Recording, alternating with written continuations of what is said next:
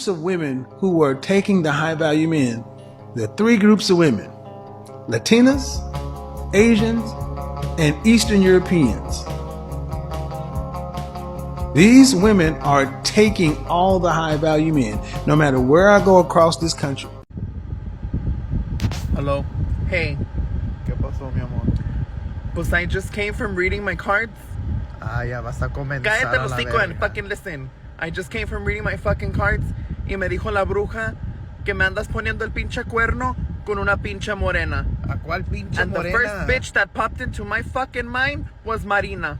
She's my fucking cousin, Diana. What's wrong I with don't you? give a fuck if she's your cousin, Juan. I don't give a fuck if she's your cousin, but I saw the way you guys were fucking dancing bachata y a la pinche prima se le arrima y pendeja no me vas a hacer. I'm sorry. I'm sorry. You are fucking crazy. I am bro. not fucking crazy. I am not fucking... ¿Ontas? What did you say? Now hold up, 'cause I've been hearing folks talk like Kevin Samuels still got a podcast in the sky. Talking about Latinas, Asians, Eastern Europeans, they getting all the high-value men. And I'm sitting here like, baby, what table y'all talking about? IKEA or mahogany? Let's be clear. Ain't no race got a monopoly on love or value. Some of these women bring the table, the chairs, and the emotional Wi-Fi connection. And some just bring vibes and a filter. Same way some of our sisters bring peace, power, and purpose. And others bring drama, debt, and denial. It's not about color. It's about character. See, the real gag is black women ain't losing. We just tired of playing musical chairs with men who don't know what peace look like unless it's silent submission. Dating outside your race don't make you better. It just means you found somebody who matches your energy. And if it works, it works. If it don't, it don't. But don't use it to tear down your own people. So today, we gon' talk about this whole high-value illusion. 'Cause, baby, value ain't in your wallet. It's in your spirit. Welcome to Ratchet Life, where we mix truth with a little chaos and still keep it classy in the middle of the storm. Apparently clear. However, his preferences did not afford him the absence of relational troubles. After a night of drinking, police were called to Telvin's home back in February 2025. When they arrived, they found the father of two unresponsive on the floor of the master bedroom, marking a tragic end to a volatile relationship that consisted of alcohol and arguments.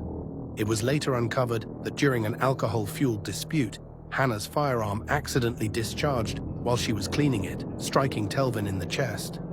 Although Hannah was initially arrested, it wasn't long after that a grand jury declined to press charges against her and closed the case. The statements he made, laced with self-hate and misogyny, painted a troubling picture of Telvin's internal struggles and attitudes towards black women. Many speculated that his preference for white partners and his derogatory remarks reflected deep-seated identity issues, adding a layer of complexity to the tragedy. Citas mi vida, mi tesoro, mi amor. Por favor. Ma'am, 2 seconds ago you called him a grano in the nalga of society, and the voice change is wild, mi gente. It's like watching a transformer before answering, este way, after answering, sí, mi vida. Like, where did that voice come from? Who is that woman? And Mexican dads are absolutely clueless because Mexican dads never know what the hell is going on anyway. Dads will be like, la vieja, sí, no pasa nada, nomás quería ver qué estabas haciendo. Te extraño, mi vida, I miss you. Nada, mi amor, nomás aquí sentadita pensando en ti. I miss you, mi tesorito, pensando en ti. Just thinking of you. Thinking of ways to off you, pero go off, señora. You were just in the kitchen telling la vecina, este hombre nomás estorba.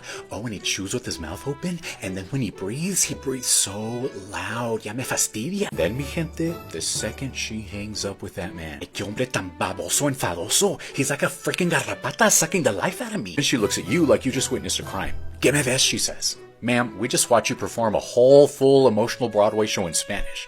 Mexican moms aren't fake, though. They're just the only people on earth who can roast you and love you in the same sentence. No. Sí, mi amor, ¿qué pasó? Ya comiste, pendejo. That's some old bullshit. Women, black women need to understand something, that your biggest enemy is not a white woman. Your biggest problem is not, N-O-T, not a white woman. Your biggest enemy is Marisol. Your biggest enemy is the Hispanic woman. She understands how to season food.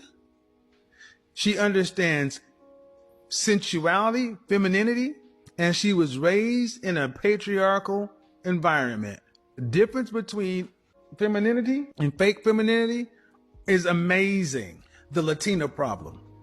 Black women, you have a problem. Her name is Maria. Marisol. Love some brothers. And if you notice, they are the old, go to the old black side of town and you will see Hispanics.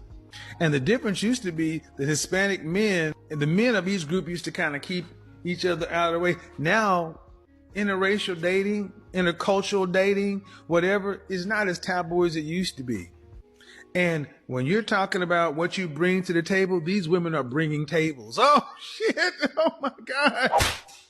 A lot of women get upset when you ask, what do you bring to the table? And these women are bringing tables. Adios mio, papi. How are you? Yeah, your lead speak that shit. Yeah, they bringing tables. I don't like hot food, but trust me, I will get over it. I'm going to learn how to eat. I'm going to start. You hear me playing bossa nova music? I already do salsa and the tango and the merengue and the samba. I'm fuck around starting. You know what, man? Y'all get mad when brothers date out. Hey, well, split the difference. Get Maria. Get Maria. It's not really like dating out. It's not really like dating out if it's Maria, is it? Oh, that is so ghetto. Look, if Kevin Samuels was so accurate about who's wife material and who's winning, then why the woman who was with him didn't run to the internet to claim him? She didn't want the spotlight, the drama, or the manosphere circus. And honestly, that tells you everything. And let's be real, the man was stressed, not because of a woman, not because of a race, but because he was carrying a whole internet persona on his back. That high-value brand came with pressure, expectations, and a fan base that wanted him to be perfect 24/7. So before folks use his talking points to divide black women from everybody else, let's remember, the image he preached and the life he lived weren't always aligned. And that's not shade, that's just human. Dating outside your race don't make you better. It don't make you worse. It just means you found somebody who fits your spirit. Love is personal, not political. What the white person says. So the problem is, let me ask you this: where's your family from? You're Which part of my family? I'm assuming you're Latino, right? No. What's your ethnicity? My father is Pakistani and Greek, and my mother is Hebrew. Okay. So you even come from you're mixed race. You're different. What do you identify on paper as an American? American. There's no such thing called American in the U.S. Census, which you identify as. You have to identify as a race. So I'm assuming you identify as white and Caucasian. Non-white. Okay, what is non-white? What do you identify as on the U.S. Census? I don't even know. I've never identified in the U.S. Census. Yeah, you do. If you have a license, do you have a license? Yes. What do you identify on your license? What does it say? I guess it probably says black. I don't know. No, it wouldn't say black. And if it does say black, then that would be a problem. Yeah, I don't know what it says. I gotta check that. That's it probably says, hold on 1 second. My wallet's right here. Let me check. Okay. It probably says white, which a lot of Arabs, you guys consider yourself white when you get to America, which is why the majority of the country says white. It's not actually true, because a lot of people that come from different countries identify as white. My race doesn't say anything. You talking about my race? Yeah. What do you identify on paper as your race? Census. It says nothing. I'm looking at my driver's license right now. It says my hair, my. Do you have any identification that shows? You don't know. Hold on. My thing is, how old are you? Said you're 54, 53? Yeah. How do you not know what you identify as on paper in America? Because it doesn't matter to me. It doesn't matter if it doesn't matter. You have to identify something on paper when you apply for a job. Why? No, Because you don't have to identify with your race on a job. You're a liar. You're a liar. A whole bunch of nothing. So can you explain how that's a whole bunch of nothing? I said it more to the point of I feel like everyone should want the best for themselves, even if they're in a position where it kind of is like they're asking for a lot or they're being hypocritical because they don't stand by their standards. But let's say they're moving towards trying to be better in life. Should they not, kind of want the best for themselves? The best for themselves and the best for the other person for themselves is two different things. So if you say everybody should want to be in the best shape available or the best shape that they can be, I would agree with you. But we're not talking about that. We're talking about the dating market. So a standard can be, I don't want a man that's below 6 feet, correct? Yes. Now, would you believe that 6 feet is a high standard? No. Okay, how would 6 feet not be a high standard? I think 6 feet is pretty reasonable. What to ask for it. What percentage of men do you believe are above 6 feet? Not a lot. Okay, what percentage? Just give me a number. Your smoke alarm is beeping, by the way. You think so? I think I just heard it. Yeah, but you should know if you're there. You shouldn't ask me. No, it's not. What percentage? I was low. I'm sorry. What percentage of men? What percentage of men do you think are above 6 feet? Maybe about 30%. Not even close. It's 14.5. Now you would have to take away the men that are homosexuals, correct? Because we're talking about heterosexual relationships, right? Correct. So 14.5%. What percent of men of that 14% do you think are homosexuals? Meaning they openly only deal with men, not guys that. Because I know y'all think every man is DL. What percentage of that 14.5%? Because it's gonna go towards the point. What percentage of that 14.5% do you think are openly homosexual men? About 5. Cool. So now we down to 9%, right?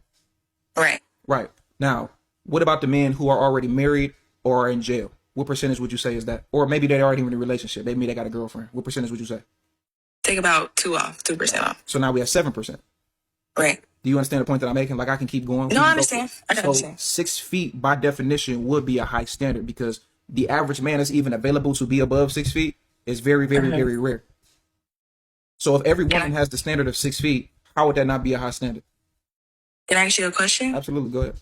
You didn't answer my question though, by the way. So you just asked me. Okay, I'm sorry. Go. Can you re-ask it? I mean, did you not hear the question? No, honey. Okay. Well, I think you weren't listening. But if everything that I just said, we down at 7%. We can go lower. We can go to the guys that are ugly. What percentage of that 7% do you think are ugly?